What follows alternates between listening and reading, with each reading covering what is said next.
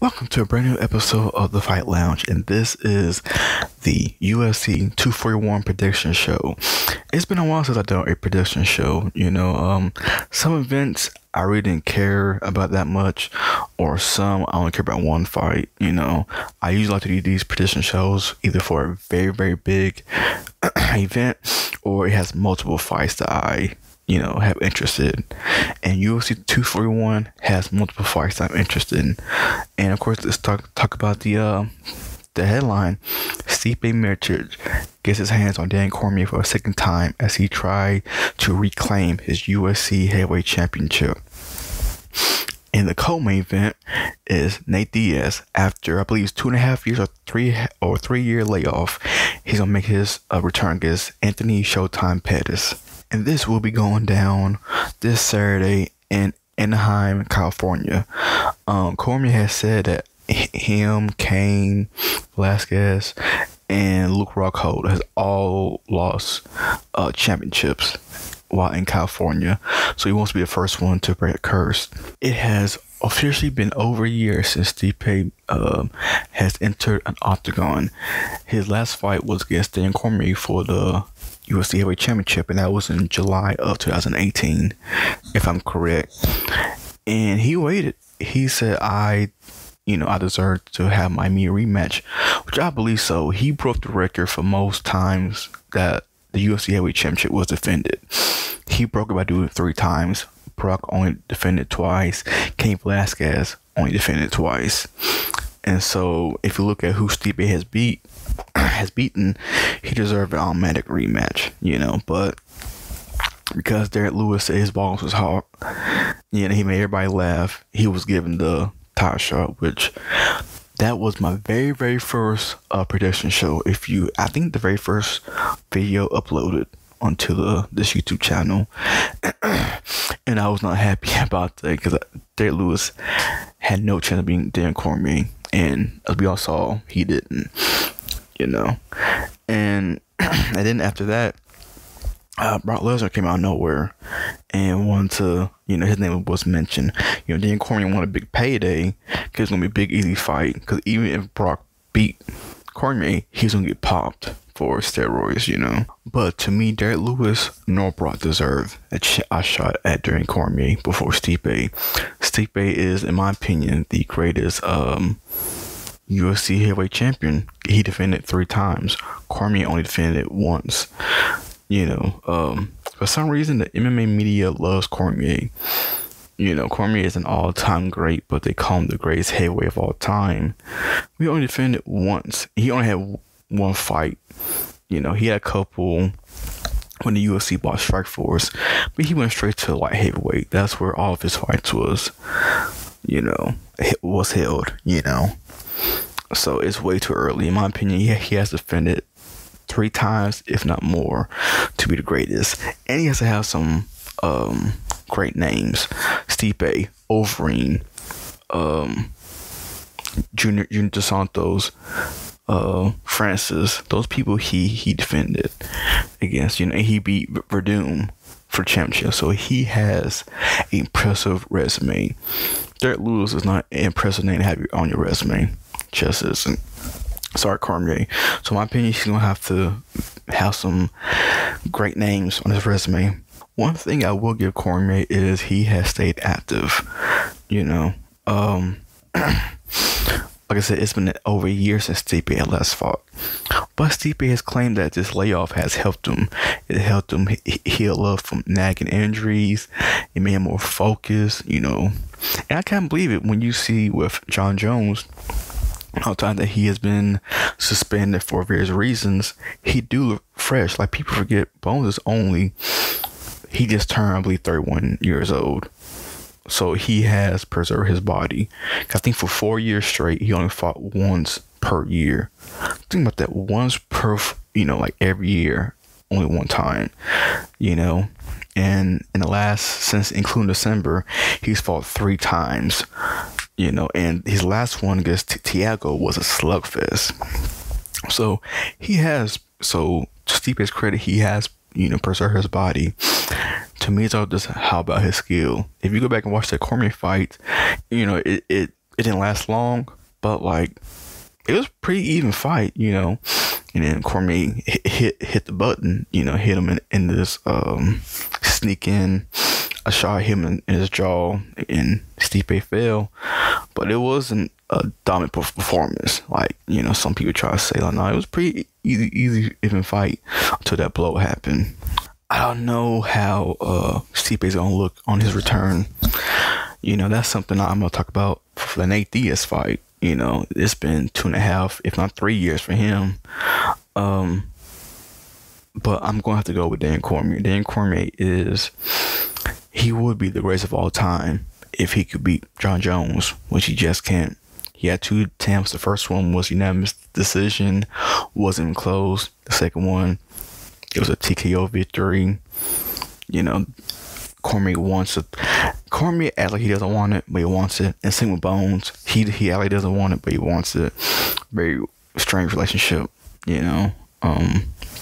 But I get with Cormier, you know. Now, realistically, I would like to see Stipe win, because for this reason only, Stipe, in my opinion, has been a underpraised or unappreciated champion. Maybe I say unappreciated, cause that's the thing. Like, nobody believed in Stipe, including myself. When he fought Overeem, I thought he was gonna lose. He almost did. When he fought Junior Santos, I said, "Oh man, Junior Santos is a great striker." He outstrike Dos Santos. And when he fought Francis, you know, he exposed Francis Ngannou. So that's one time, like, he done the dirty work. You know, what Cormier just do? Wrestle Derek Lewis to the ground. It's not that hard, you know. So I hope, you know, I think Stipe needs to be appreciated more. You know, the only way to do that is to beat Dan Cormier, and, you know, arguably the greatest, if not an all-time great. You know, but then again, like I said, I'm going to have to go with Daniel Cormier, and I see this fight in a knockout. I'll say a TKO victory in the first round, Daniel Cormier. This is something that I like to talk about after, like, the direction of both athletes, the winner and the loser. For Stipe, he'll probably go back to the end of the line again. You know, maybe they run back Stipe versus Francis Ngannou 2. Maybe, you know. Or him versus Overeem 2. You know, that's always an option. You know, Greg Hardy, he needs a opponent. Maybe they throw him at him. I don't know. For Cormier, it depends. Like I said, he really wants that Jones fight. He wants a big payday. Either it's against Bones or Brock. And I think, but Bones said he will have to come down to 205. And deservedly so. Bones is calling the shots. Cormier's the one who lost to him twice. So, you know, but if that do happen, do they have an interim heavyweight championship? You know, that's the one thing that messed up about the UFC, all these interim belts. But if Stipe wins, it just shuffles the deck that is the UFC heavyweight division. You know, we could definitely see Stipe versus Francis Ngannou 2. And then they can possibly, like, if he knocks out Cormier, I say Cormier will probably go back down to light heavyweight. But if it's a close decision, maybe Ngannou versus Cormier, you know. I doubt they'll do an immediate third rematch. Like, if Stipe wins, even if it's a close judge's decision, I don't see it being immediate rematch for the third one. That was the headline fight, Stipe versus Dan Cormier 2 for the heavyweight championship. Now, this next fight I'm going to talk about is the co-main event, which is, in my opinion, in a lot of people's opinion, the most anticipated fight of the card. Showtime Anthony Pettis versus Nate Diaz. This is such a exciting fight. Both guys are strikers. Both guys are fan favorites. Both guys have highlight reel knockouts, highlight reel submissions. Well, I don't know about Pettis, but I know Nate Diaz do. Either way, they are exciting fighters. And, you know, I haven't heard much trash talk. I don't think they need to. Both guys are well respected. Pettis is a former champion. You know, Nate Diaz emerged of being, you know, the top 5 maybe top 3, you know, biggest, most popular UFC fighter. This is going to be a very interesting fight. I just checked. Nate Diaz last fought in the UFC in August of 2016. So it's officially 3 years, and that was when he fought McGregor the second time. 3 years since he has fought. If Stipe said all that rest, you know, made him heal up, just imagine how healed up Nate Diaz is after his 3-year layoff. But again, I don't think that time off hurts Nate Diaz, because if you know Nate Diaz, he's a tough striker. He just goes in there and fight. Period. You know, he has technique, but when I say that there isn't very much technique, it's not that he doesn't have any. Just he just goes out there and fight. You know, there are certain. I would say like Derrick Lewis. Derrick Lewis is just a fighter. He doesn't have a strategy. Rampage Jackson. You know. And Nate Diaz has great cardio. You know, so he doesn't need to, you know, be active to have a good motor. Some people have to be active so they can keep up a pace. Not for him. Anthony Showtime Pettis, he has had a roller coaster of a career. At one point, he was champion of the world, and he was even on the Wheaties box. And I remember I almost got that Wheaties box, but in my heart, I was like, he's not gonna be champion for long. And he was, you know, not saying that he was bad or anything. I was like, he just not gonna be champion for very long.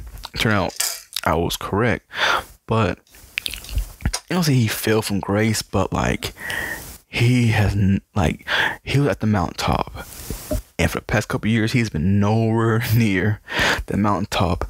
Now, to his credit, he has fought elite fighters. He fought Max Holloway, Eddie Alvarez, Dustin Poirier. You know, he does beat Stephen Wonderboy Thompson. So to his credit, he's fighting elite people. He just winning some and losing some. But to his credit, he's staying active, unlike Nate Diaz, you know. So it's gonna be a very, very interesting fight. To be honest, this is a toss-up. I have no idea. You know, I'm much more confident in Cormier winning than I am about this fight. This fight, if I had to pick, I guess I would have to pick Nate Diaz. And the only reason, because, like I said, Anthony Showtime Pettis has been up and down, you know. And I know this is bad to say, but when he fought Max Holloway, Showtime Pettis did, in my eyes, he quit. He could have went further, but he quit. You know, again, I don't blame him. He's in there getting punched, and, you know. But I don't see any quit in Nate Diaz. I just don't. When I saw that, I always remember that. Like, oh, man. You know, like, you know, people look at you funny if you quit in boxing, let alone, you know, UFC or MMA. So that always stuck with me. So if I had to pick, I'm going with Nate Diaz. I believe this is a 3-round fight. So I say by split decision. I say it's going to be a extremely close fight. So I go Nate Diaz split decision. And again, I think the ring rust is going to show in round 1. You know, but again, look at his fight against Conor McGregor, 1 and 2. With those 3-year layoff, he hasn't taken as much damage. You know, Pettis has. So I think that's what's going to show up. But, you know, Nate Diaz has fought so much that nothing's going to be new to him. You know, but yeah, I think round 1, Pettis will win. Maybe towards the end of it, we see Nate Diaz get his rhythm back. But I think round 2 and 3, Nate Diaz finds his range, finds his rhythm, and he goes right back to, you know, doing the start and slap on Pettis. And now I'll talk about the direction that the winner and losers will go on from that fight. If Nate Diaz wins, I can possibly see Conor versus Nate 3 happening. You know, again, they're waiting on Dustin Poirier versus Khabib. You know, I think it will look bad on the UFC part. You know, they won't care. But as soon as McGregor loses, immediate rematch. You know, but whenever he beats somebody like Eddie Alvarez, you know, his name is dirt now. Guys, we know he ain't even in the UFC no more. When McGregor loses to Khabib, immediate rematch. You know, because even Nate Diaz brought up with his interview with ESPN, is like every time, not every time he wants something, but like that looks bad. You know, whenever he loses, it's an immediate rematch. Now, to the point with Nate, no championship was on the line, so it made it a lot easier. And with Khabib, it's a little bit harder because there are more worthy contenders like Tony Ferguson. You know, I would love to see McGregor versus Tony Ferguson. You know, he wants to fight Khabib. So that's why that division gets so messy. You know, so if Diaz wins, him versus McGregor, or him versus Ferguson, I don't know, him versus, you know, I think we're now, because I think he said he wants big fights, money fights, or championship fights. So I think he's gonna be that guy to fight every so often, maybe once, twice a year for the big money. If Pettis wins, I have no idea where he goes. He could fight the loser of Poirier versus Khabib, because I don't see him, you know, I don't see this being a number one contender fight. I don't. I can possibly see Nate Diaz fighting for McGregor, but I don't think he cares to fight for Khabib, honestly. This fight is strange because if Nate wins, I guess he calls out McGregor and they have that trilogy fight. If it's not him, who is he fighting next? I have no idea. If Pettis wins, I don't see him getting a shot at the title. He has to have one more win because his career is way too up and down, up and down. So I have no idea who he, you know. And then again, what class is this? I gotta go look. But if this is welterweight, maybe they put him against Woodley because he did fight against you know, Stephen Wonderboy Thompson, and Wonderboy's a welterweight. So yeah, I should probably look into this, and you know, just give me a minute. Okay, so I just checked, and this is at welterweight. So if Pettis wins, maybe he gets a fight against Tyron Woodley, you know, and then the winner of that possibly get number one contender shot. You know, I think Showtime is too far away from a, you know, or maybe a Showtime Pettis versus Jorge, you know, Mr. Three-Piece and Soul himself. I would love to see that. What if, you know what, this changes everything. So this is at welterweight. What if Nate Diaz challenged McGregor or Jorge? That's a huge fight. Oh, that a huge fight. That's an exciting fight. That would be, in my opinion, my pick for fight of the year. Jorge Masvidal, I hope I pronounced that right, and against Nate Diaz at welterweight. Yeah, that's a big money fight. They may not be championship fight, but it's a big money fight. And if Showtime Pettis puts on an impressive performance, he could possibly fight Jorge. So I think I'm glad I looked at the weight class. You know, I think it'd be. Can you imagine Jorge versus Nate? Now I'm excited. So I'm you know, if Nate fights Jorge or McGregor, I'm definitely rooting for him to win on Saturday. Nothing against Showtime, but those two fights excite me, and they will be huge for UFC and huge for MMA in general. You know, I would have that headline pay-per-view, you know, and put that either in Florida or Cali. Now this third fight is a huge fight in the middleweight division. This is Yoel Romero versus undefeated up-and-comer Paulo Costa. I hope I pronounced Costa's, if that is his name, I hope I pronounced that right. Yoel is a beast. You know, he has knocked out Luke Rockhold, Chris Weidman, and his classic against Robert Whitaker with championship. Dude's a beast. The only thing for him is his weight cutting. As people know, he's so muscular.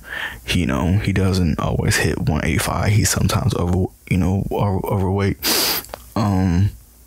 But Paulo, man, this is, in my opinion, this is the future versus the present. because Yoel, in my opinion, if he never wins a championship, he will be one of the greatest fighters to never win a championship. Like I said, some people's eyes, they have him beating Robert Whittaker. Some people think he should have been champion.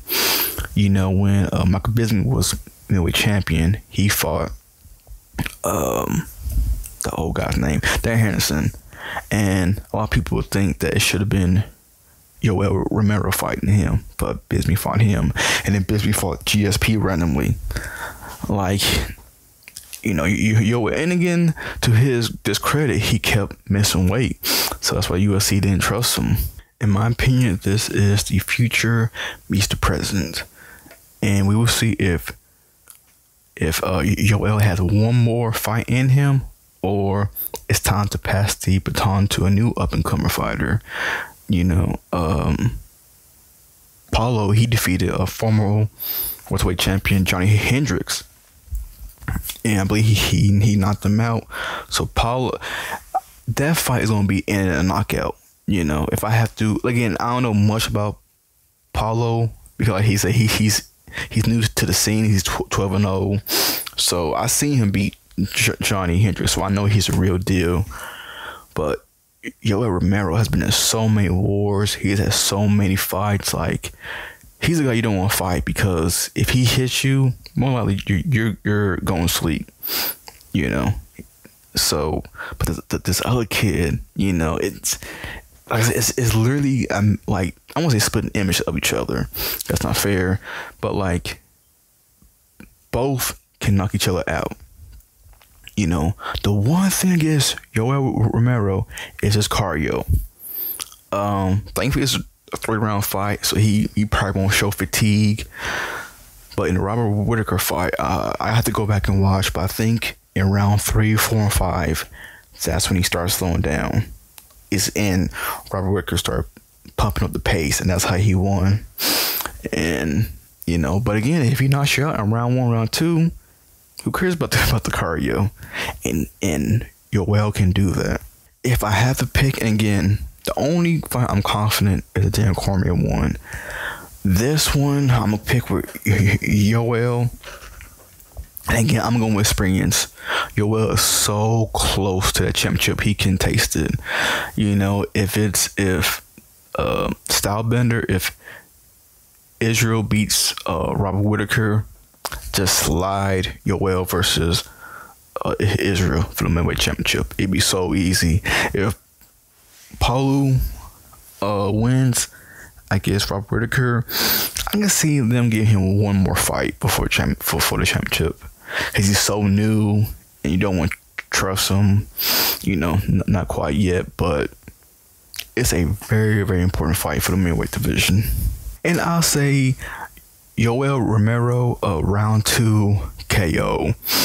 I think it's hard hitting in round 1. I think they're gonna read each other out in round 1. And round 2, both men will let fly, and they say screw this, you know. And I think, you know, Romero will win, and we'll either see Robert Whittaker, Yoel 3, or if Israel wins, Israel versus, you know, I forgot about Kevin Gastelum, him versus Yoel. I do not like Calvin Gastelum's chances. I just don't. But, you know, let's later on. And again, I talked about it a little bit just now, but like I said, I usually like to talk about the direction of the winner and losers. If Yoel Romero wins, he will get a shot at the middleweight championship. Either it's Israel or Robert. If Paulo, if he wins, I can see him giving him one more fight, possibly against Calvin Gastelum. You know, if Yoel loses, I think he should be good. I think that they'll give him another good fight. He's too good. Let's toss him back to the back of the line. He's way too good for that. If Paulo loses, the same thing. He's young, hungry. You know, they might put him to the back of the line just because he's young, and, you know, let's see what he's made of. But he'd be in a good position when I lose. And that would do for today's episode. If you haven't already, comment below. Let me know what you think of my predictions. Do you agree with them? Disagree with them? Who do you have winning on UFC 241 this Saturday? Again, like, share this video if you can. A little celebration. I officially passed 200 subscribers. Again, that's a small milestone to the 1,000. But hey, a subscriber counts. If you haven't already, make sure to follow us on Twitter and Instagram. I'll have links to those in the description. Like I said, if you listen to this on my YouTube channel, I try and post clips daily, if not multiple weekly. But on Instagram and Twitter, I definitely that's daily. There's no question about it. There's daily content on there. And sometimes if a video is only like 30 seconds or something, or 40 that's posted on social media, I don't really bother putting it on YouTube. So I would say, you are missing out on some content not following us on social media. That's just social media. So yeah, that would do it. It sounds like YouTube boxing is back. FuziTube, he's fighting on September 29th. I will be covering that. It's too far out to do any predictions or even take him seriously. I think he just announced he had an injury, so he could easily pull out. So, when it's the week before, I'll make a prediction. And of course, we're all hoping for the KSI versus Logan Paul 2. On KSI's side, he said he's ready. He's trained this whole year. I don't think we're gonna see it. I think more likely, ironically, the very first YouTube boxing match happened. It was on a Super Bowl Sunday. It was Yoel versus KSI over in London. That might happen. Logan Paul is American, so he doesn't want to fight on Super Bowl Sunday. But maybe that weekend, maybe fight Saturday, and then, the very next day go to Super Bowl, to celebrate or even lose to, try to lift the spirit. So that's possible. Like I said, it's August. I highly doubt we'll see KSI versus Logan Paul 2, but we will see. If I had to pick, it's either gonna be Super Bowl weekend or it'll be spring break next year. Because another thing about it, you got remember, you also gotta have an undercard. Jake Paul doesn't have an opponent. Anthony Pettis doesn't have an opponent. We don't know if they're gonna fight. It's too many, for FuziTube. If he looks decent, he could fight on there as well. So I think it's way too early. If they fight November or December, it'll be too rushed and it will be as good. So, but that's YouTube boxing, and this episode's about UFC 241. I'll see you guys next time. Peace.